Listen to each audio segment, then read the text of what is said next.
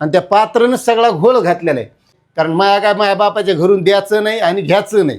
हे बघा, एक लक्षात घ्या, जर समजा इथपर्यंत घेतलेलं आहे आणि जर एप्रिलमध्ये भरलेलं बी असन, आता तुमच्या स्पष्ट लक्षात आला असन मला वाटतं, एकदा पुन्हा थोडक्यात सांगतो.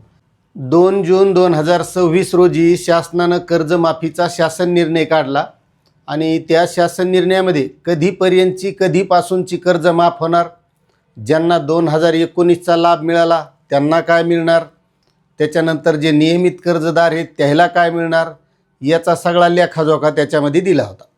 आणि त्याच्यावर लय गुऱ्हाळ झालं की हे कोणाला भेटणार, कसं भेटणार, काय करावं लागणार, कसं भेटणार, या सगळ्या गोष्टी म्हणजे गुऱ्हाळ झालेलं आहे. म्हटलं त्याचा पाला पाचोळा झाला.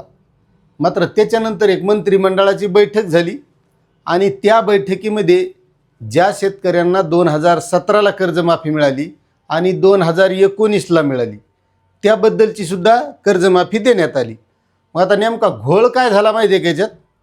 आता पहिली आली 2026 आणि नंतरच्या मंत्रिमंडळाच्या बैठकीमध्ये 2017 आणि 2019ची. मग याच्यामुळं 2017च्या आधी काही कर्ज घेतलेल्या शेतकऱ्याला वाटायले मग आपलं 2017च्या आधीचं आहे, मग आपलं त्याच्यात माफ होतं का? बरं, काही शेतकऱ्यानं 2017च्या नंतर घेतलं आहे, मग 2019वाल्याला भेटली, मग आपलं बी त्याच्यात माफ होतं का काय?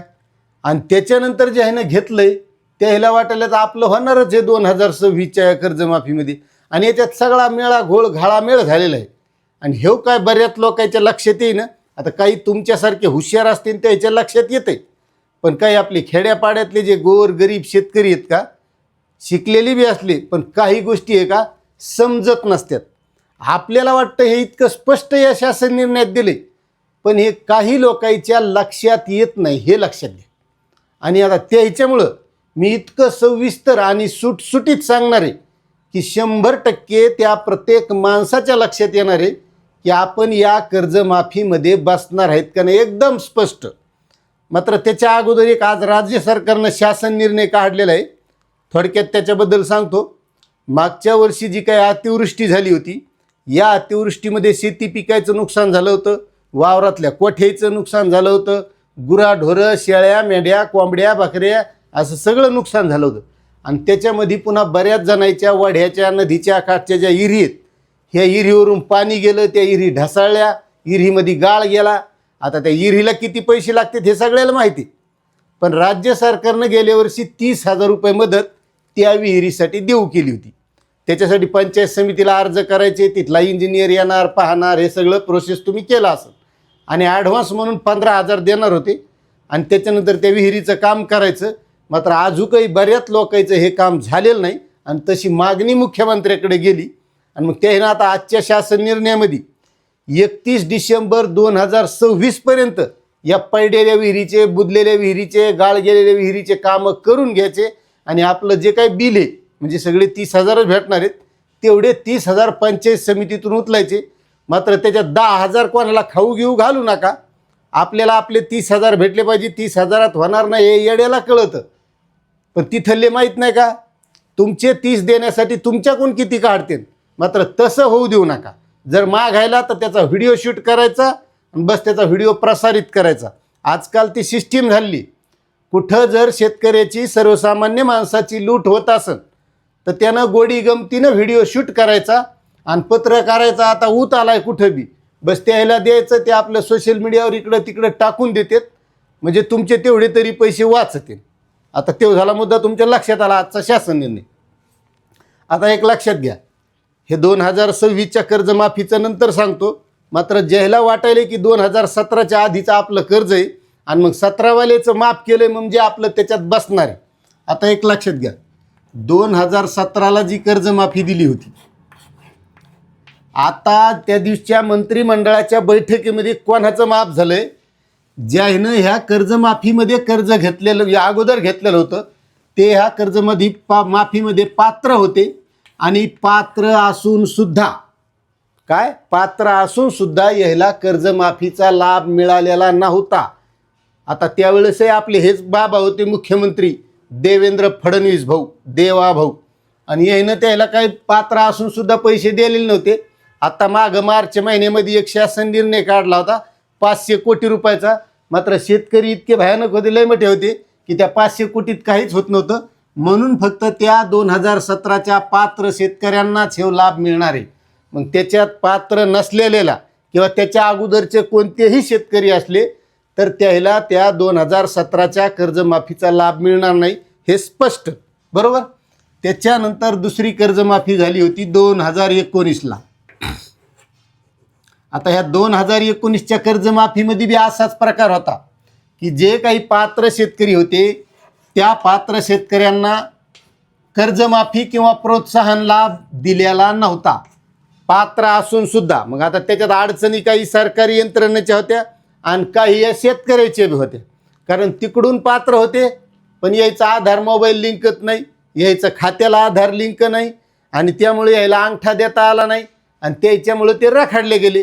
कारण पात्रतेत बसले, फक्त अडचणी ह्या होत्या म्हणून त्याला प्रोत्साहन भेटलं नाही किंवा कर्जमाफीचा लाभ भेटला नाही. आणि मग त्या फक्त पात्र शेतकऱ्यांनाच या कर्जमाफीचा लाभ भेटणार. कोणत्या? 2017 आणि 2019. मग समजा याच्यात कोणी 2018ला कर्ज घेतलेलं असलं, 17ला कर्जमाफीचा लाभ भेटलाय, नंतर 18ला घेतलंय म्हणून त्याचं 19ला माफ झाला असन, पात्र असन, त्याचं त्याला माहीत. मात्र ज्याला 2018ला कर्ज घेतलंय त्याला ह्या 2026च्या कर्जमाफीमध्ये लाभ भेटत नाही.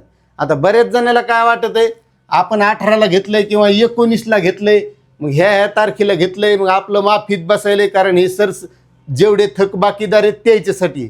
तर तसं नाही. याच्यात जे आता सध्या आंदोलनं चालू आहेत, उपोषणं चालू आहेत का, ह्या फक्त सगळ्या 12 भानगडी आहेत. आता तुम्ही ऐकलं असन तर ज्या वेळेस अधिवेशन झालं होतं, अधिवेशनामध्ये श्री मुख्यमंत्री देवाभाऊ काय म्हणले होते, पात्र शेतकऱ्यांना, जयंत पाटलाला उद्देशून पुन्हा म्हणले होते डबल की ही कर्जमाफी पात्र शेतकऱ्यांना. कारण तो पात्र शब्द इतका अवघड आहे आणि त्या पात्रनं सगळा घोळ घातलेला आहे आणि पात्र असल्यामुळंच त्यालाच फक्त कर्जमाफी मिळणार आहे. मग आता ही जी 2026ची कर्जमाफी झालेली, लक्षात घ्या, पूर्ण लक्षात आल्याशिवाय तुमच्या कोण कर्जमाफीत बसणार आहे लक्षात आलं पाहिजे.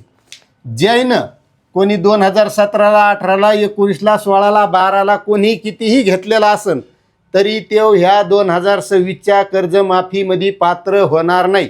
हे मी स्पष्ट सांगायलो. लय लोकायला असं स्पष्ट सांगितलेलं खटकत आहे, पण आपलं एक हे सांगतो तुम्हाला, आपले व्हिडिओ हे रोकटोक असतात. जे आहे ते आहे आणि जे नाही ते नाही. कारण माया काय माया बापाच्या घरून द्यायचं नाही आणि घ्यायचं नाही, जे आहे ते स्पष्ट आहे. आणि त्याच्यामुळे जर आपली माहिती आवडत असेल ना तर तुम्ही चॅनलला सबस्क्राईब करायचं, व्हिडिओ शेअर करायचा. कारण मी स्पष्ट सांगित असतो, जिथं शासनाला बोलायचं तिथं शासनाच्या ध्येय धोरणावर बी बोलत असतो. उगं निस्त्या भपाऱ्या किंवा हे आलं निकून आलं तिकून आलं ना असं मिळणार तसं मिळणार ते आपल्याला जमत नाही. जे मिळत नाही का ते मिळणार नाही तसं सांगतो. ज्यानं याच्या अगोदर कवाबी कर्ज घेतलेले असतील तर त्या शेतकऱ्यांना कर्जमाफीचा लाभ मिळणार नाही. मिळणार कोणाला? या 2026चा ज्या शेतकऱ्यांनी 1/4/2019 इकडे लक्षात घ्या, ह्या तारखेच्या नंतर 1/4/2019च्या नंतर आणि 31/3/2025 पर्यंत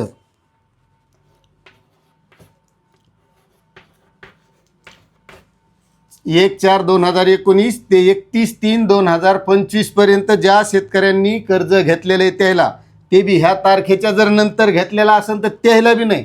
कारण शासन म्हणजे शासन आहे, त्यानं नियमावर एकदा दिलं ना त्याच्यावर बोट ठेवूनच काम करणार ते, त्याच्यात काही कमी जास्त होणार नाही. ज्याचं पुन्हा आता 31/9/2025 पर्यंत थकीत असलेलं, किती? 30/9/2025 पर्यंत थकीत पाहिजे पुन्हा. हे बघा, एक लक्षात घ्या, जर समजा इथपर्यंत घेतलेला आहे आणि जर एप्रिलमध्ये भरलेलं बी असन तर तो बी एखाद्या दिवस पात्र होणार नाही. कसं? कारण थकीत इथं रोख पाहिजे. 30/9/2025 पर्यंत थकीत. त्याच्याही पुढे जाऊन सांगतो पुन्हा एक गोष्ट की 31/3/2026 पर्यंत त्यानं भरलेलंच नाही पाहिजे. मग आता सांगा, याच्यानंतर जर एखाद्यानं एप्रिल महिन्यामध्ये भरलेला असला, आता हे मार्च आहे, एप्रिलमध्ये जर भरलेला असलं तर तो पात्र होईल का? नाही. कारण त्याच्यात पुढं दिलेलं आहे 31/3/2026 पर्यंत थकीत पाहिजे. इथपर्यंत थकीत आणि इथपर्यंत भरलेलं नाही पाहिजे. 31/3 म्हणजे आता ह्या वर्षीच्या. मग मला सांगा, आता तुमच्या स्पष्ट लक्षात आला असं मला वाटतं, एकदा पुन्हा थोडक्यात सांगतो.